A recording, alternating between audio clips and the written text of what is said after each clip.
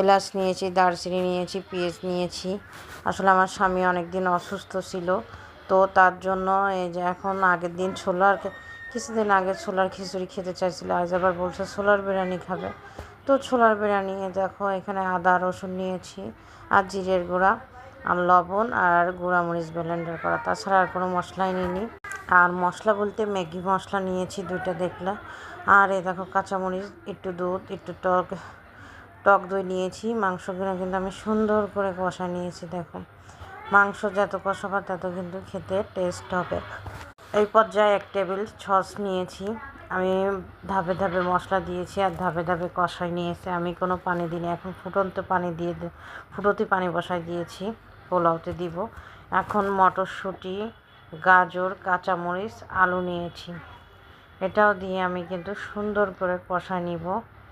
তারপরে দেখো পোলাও চাল নিয়েছি, আর একটা ম্যাগি মশলা, কাঁচামরিচ আর চিনি দিলে একটু স্বাদ বাড়ে। এই যে আমি কিন্তু ঢেকে কষাই নিয়েছি, পানি কিন্তু একবারও দিইনি কোনো কিছুতেই।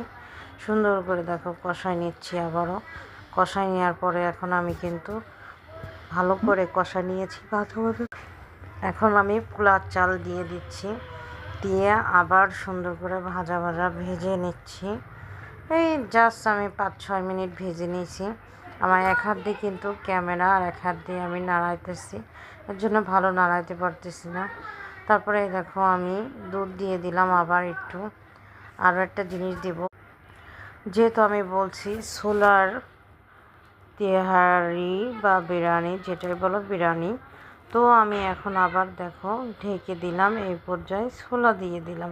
ছোলা কিন্তু আমার সিদ্ধ করা ছিল, এর জন্য আমি এখন এই পর্যায়ে দিয়ে দিলাম। দমে দিব।